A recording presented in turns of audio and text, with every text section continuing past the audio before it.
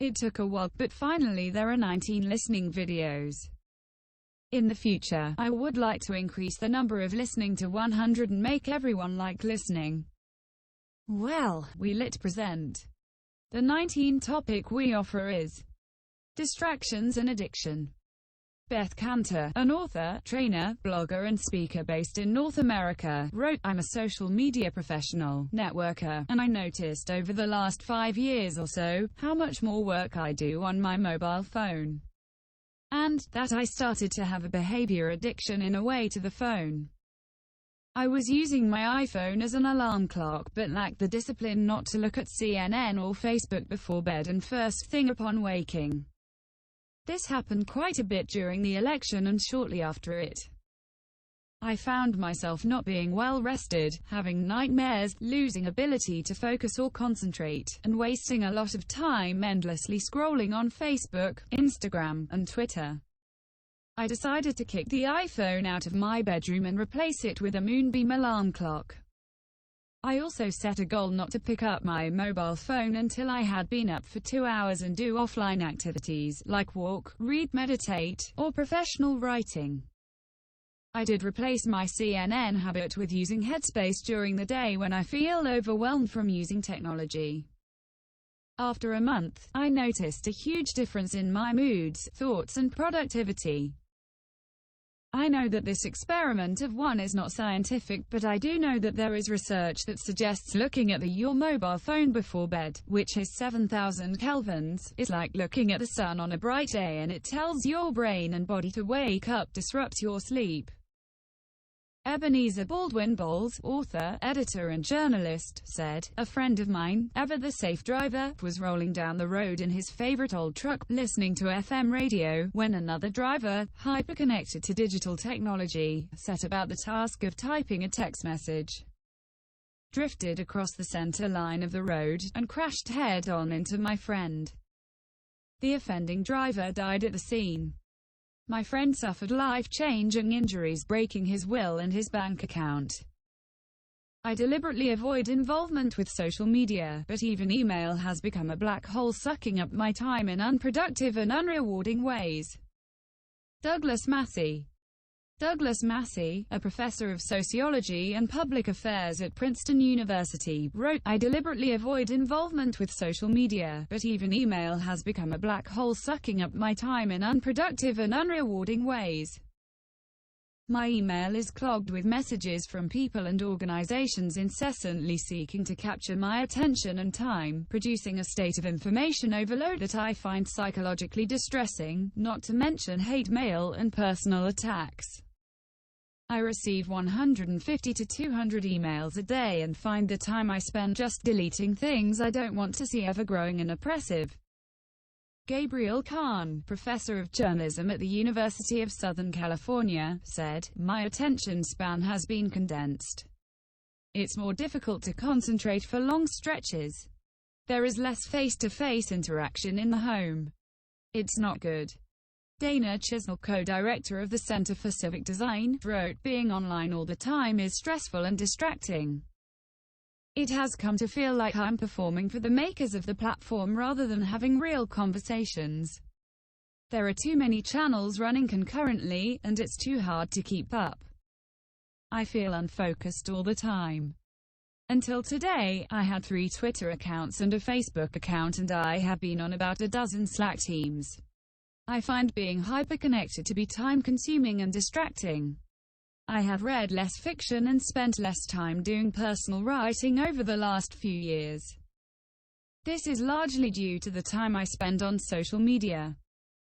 That time has connected me to thousands of interesting people, but it hasn't brought me closer to any of them. Today, I deactivated one of my Twitter accounts and my Facebook account. I hadn't been to Facebook in more than a year, and I hadn't missed it. I learned that my tweets were also forwarded to my Facebook account, a setting I must have made years ago, and that people were responding to them in Facebook. So, to them, it felt like I was present. But I was basically a Facebook bot. So, rather than continue to be rude by not participating in the conversation there, I deactivated the account. By closing the accounts and limiting my time on the internet, especially with social media, I'm hoping for a more productive life and to have closer, more focused relationships with close friends and family. Vicky Davis, an IT director, teacher and podcaster based in North America, said, "My life is more fulfilling since I have fought a battle with internet addiction and won. I have blogged since 2005 and been on Twitter from the early years of this service. My children have grown up with a mom who struggled with internet addiction for many years. There were times I might be busier tweeting than watching the kids make sugar cookies at Christmas. After 4 or 5 years, I got a wake-up call. It happened when I saw a woman who was at school helping her son try to fly a kite at the kindergarten fly a kite day. The mom had a 5-year-old looking at her, begging, 'Mom, help me fly,' and the mom had her cell phone in one hand talking to someone about flying the kite as she tried to help her son fly the kite with the other hand. The kite wouldn't fly. Simply put, the kite wouldn't fly without her total attention to her son. And as I watched, I saw myself. I saw my own failures. My children needed my complete attention so they could fly. So, that summer, I talked to my husband Kip. I scheduled the tweets for the next 2 weeks in buffer and gave Kip my phone for 2 weeks. I went cold turkey on all social media. At first, it was shocking because I thought of my phone constantly and all those people out there. But over the days, I found myself coming back to a healthy center. Since that time, I put down my phone every Sunday. My phone has no place at meal times. When we go on vacation, I will put my phone in airplane mode all the time so I can just use it as a camera." I wrote about some of this on a blog post on Edutopia titled, "Put the cell phone down and be there." I used to believe the lie that multitasking is possible. It isn't. I live life with more intentionality and find myself far more productive than I could have ever dreamed. Instead of getting on social media 20 times a day, I check it once or twice a day and now have a 5-day-a-week podcast for educators, blog, speak, joined the choir at church and live life deeper. And as a woman with over 150,000 Twitter followers, it would be easy to live a shallow life full of shallow relationships. But instead I now go deep and am a much happier person. My kids need my full attention to fly. Social media and my smartphone have a place, but not every place. I am a human being and not just a human doing. I turn off just about every notification and I jealously guard against interruptions like spam and silly apps that beg for my attention. My attention is finite, and the choices I make about how to spend it are strategic. I take this passion along to help students and teachers understand it, but I often feel like it is a losing battle. I see a basketball player brag about Snapchat streaks and wonder what would happen to their game if they did free throws with the same intentionality. Anita Salem, a human systems researcher based in North America, commented, "I have email, a smart home, a smartphone and an Apple Watch. When I have a question, I look it up. When I can't think of the name of a song, I don't search my memory, I ask Alexa. When I'm lonely, I check Facebook or text a friend. When I take a walk, I'm being told by my calendar that I had better hurry. I'm told by an app that I'm walking too slow and I get a text that gets me thinking about tomorrow. When I'm waiting in line, idling at a stoplight, or waiting for a friend, I read texts or the news book on my small screen. What do I miss? Discussing questions and figuring things out with a friend. Racking my brain to remember and being satisfied when I do. Getting up off my butt to see or talk to a friend. Walking and listening to the birds and watching my dog pick just the right spot to pee. Stopping and enjoying the pause, the white space in between, the wide open space where the world lives." David S. H. Rosenthal, retired chief scientist of the LOCKSS program at Stanford University, said those who cannot remember the past are condemned to repeat it. George Santayana, Society's memory has moved from paper, a durable medium, to the web, an evanescent medium. I have spent the last 2 decades working to build tools and organizations to make the web less evanescent. My efforts, and those of others in the field, are increasingly failing to measure up to the task. See my keynote at the year's Pacific Neighborhood Consortium, http://blog.dshr.org/2017/11/keynote-at-pacific-neighborhood.html. Meredith P.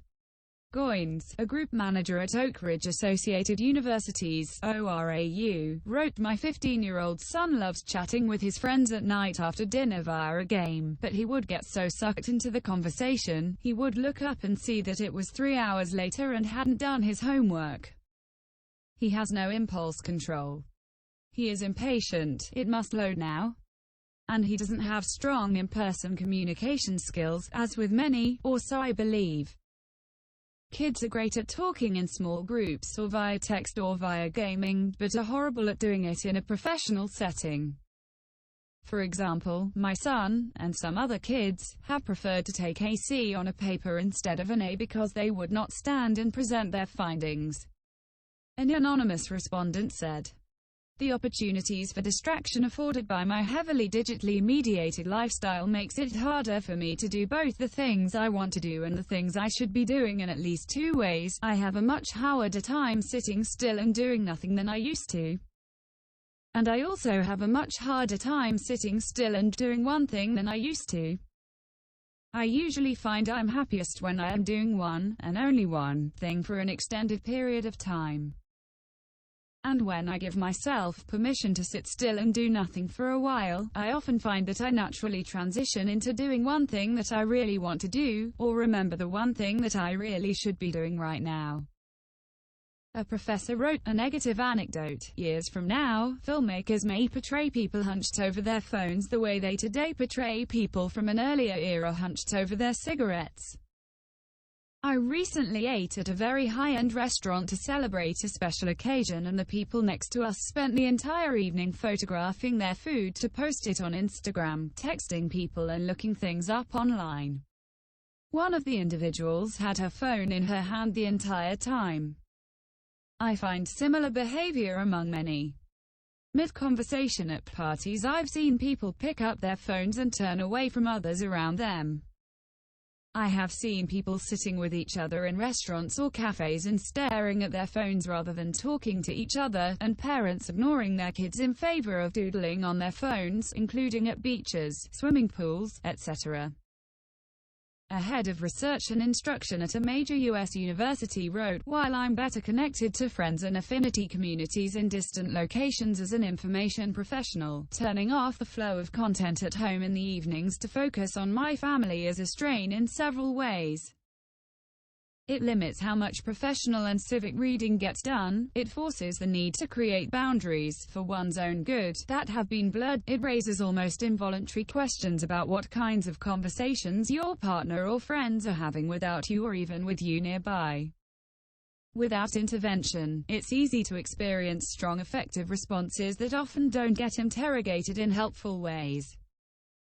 Erin Valentine, a writer based in North America, wrote, "A simple example of technology affecting well-being is when you're at the dinner table with your family. Growing up 10 to 15 years ago, there was no distraction from the conversation over the meal. Now phones are on the table and in people's hands. The conversation can be stunted or just lost due to phones being so easily accessible." Melissa Rach, a content consultant based in North America, commented, "Although sometimes you can have real, human interactions on social media, these channels masquerade as human interactions, but are really competitions of worth. I have been an internet consultant for 20+ years and I worked on internet projects before that. For me, digital technology has been a fairly rewarding career. My daily life and digital technology are completely intertwined. But honestly, some days I wish they weren't. I waste so much time watching videos, reading articles and learning trivia that I would have never needed to know before the internet. And I spend less time doing things that make a difference." Before the internet, I used to make lists of things I wanted to look up when I went to the library, and only the really important things made the list. Now, I know a lot about many things that are unimportant. More to your point, when I got my first email account in the early 1990s, one of the first things I did was locate a pen pal from Spain I had exchanges with when I was a child. We started emailing every day and then instant messaging. We became really great friends over the digital space. Instead of just getting a letter once a month, we got to know each other's daily lives. Eventually we met in person. We're still friends today. I will see her in March. That was the really good side of the internet. However, once social media started and you could find all your long-lost friends and acquaintances on Facebook or Twitter, things changed. We figure out what to post based on what will get likes and retweets. It's about what builds audiences, not what builds relationships. I think back to the 1980s, when my tween self had pen pals all over the world. I would sit down and carefully think about what to write on those expensive ML sheets. Each person got personal attention, not a form letter, because we didn't have an option. It might have been communicating with people far away, but it was a really different kind of communication. My high school friends, college friends, and I often say things like, "Thank goodness the internet didn't exist then." Most youthful shenanigans should be left to memories of the people involved, not the people who watched a performance on YouTube. Failing on YouTube makes you a social pariah. Failing with your friends makes for a good story to laugh about later. An anonymous respondent said, "Tech has potential to do great good. I am a genealogist and I use it to help unite families. But the other side is that it is too easy not to selectively help but to be drawn into an artificial world." Facebook and Twitter are addictive, and both aim at showing you only what they think you want to see, since that is how they make money. A professor of political science at a major U.S. university said, "With a smartphone near my bed and the parental responsibility to keep abreast of what my teenage children are doing with smartphones, I read far fewer books in the evening. I am more connected to the social media outrage of the day, less in tune with art and culture. I am bombarded with news through a number of apps that are constantly sending notifications. As a consequence, I find myself worried about many political issues simultaneously and often distractingly." Anonymous respondent. An anonymous respondent commented, "I am bombarded with news through a number of apps that are constantly sending notifications. As a consequence, I find myself worried about many political issues simultaneously and often distractingly." A professor of computer science at a major U.S. university wrote, "I am a college professor and have seen the performance of my students degrade over the last 7 years in terms of hours required to complete the same, essentially, take-home exam. The average time has gone up from 8 hours to 11 without improvement of their final grade range. They do not get better grades while they spend more time." An anonymous respondent wrote, "When I was a kid, we did not have cell phones. I played with my friends for hours and my parents were fine, I think. Today parents have the technology to track their kids and contact their kids anytime they want, which gives kids today a much shorter leash to be kids. The whole reason there is a childhood is to learn how to be your own person, and with today's helicopter parents, it's really hard to learn to be your own person." A pre-law student based in the United States said, "When the blog site Tumblr was super popular, I would stay up until around 5 or 6 in the morning in hopes of seeing everything my dashboard had to offer. I had FOMO, fear of missing out. There would be several tabs open at the same time because I would open a new one each time I got back on the site in the morning, hoping I didn't miss too much while I was sleeping. I was definitely operating on information overload. There was way too much content for me to view, let alone synthesize." A college senior and social media professional wrote, "Today, when I try to sit down and read a book, I can't seem to get my brain to calm down and focus. It is all over the place. I can't concentrate. I just start thinking about what I'm going to do next." I hate admitting it, but I know that my attention span has shortened, making it harder for me to concentrate whether it's reading for a class or attempting to read for fun. A few years ago I loved to read. I would finish a book in 1 or 2 days and start the next one immediately. I preferred reading books over watching movies. But as I moved into the digital age, as my parents gave me a cell phone and then a computer, I spent less and less time reading books and more time online or on my phone. I am now used to spending my time getting instant answers and skim reading online, not spending much time on any one thing. I can search a keyword with a few clicks of the keyboard. I don't spend time actually reading and understanding what I am looking at, even often reading the search engine synopsis of a site to get my answers instead of actually clicking through to the site. A college student wrote, "I fear that as technology is perfected to be more addictive and VR and AR advanced to envelope everyone, that more and more people will fall into those worlds and not necessarily be able to return to that which we now consider to be real. While digital life is good, the downsides are quite troublesome. My brother spent a period between graduating school and obtaining a job idly watching screens and interacting only via them. He spent all day and into the night constantly immersed in this. The TV was always on in the background while he played intense online video games on his laptop, while also continuously texting or messaging others about the game. Technology became his life. It was difficult to separate him from his virtual world and to interest him in physical human interaction. He became grumpy, began sleeping less and less, and stopped dedicating time to his own physical needs. Although it was a scary time, he was later able to pull himself out of it and eventually reconnect with the real world. While he was lucky to be able to quit, some are not able to do so."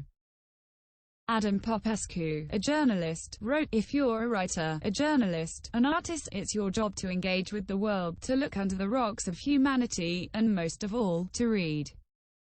Read books. In print. It's a deeper read, without the threat of a distracting tab or a push notification. Read magazines, read newspapers, a range of them, from your state and city and even other nations. And read them deeply. Too few of us do that." "Oh, I read plenty," you say. If you're reading based on what's trending on Facebook or via a link pulled from Twitter, that's not really reading, and it's time we stopped pretending. That's feeding at the trough of stupidity. If you're a writer, a journalist, an artist, stop being part of the disconnect problem. Stop everything. First off, read.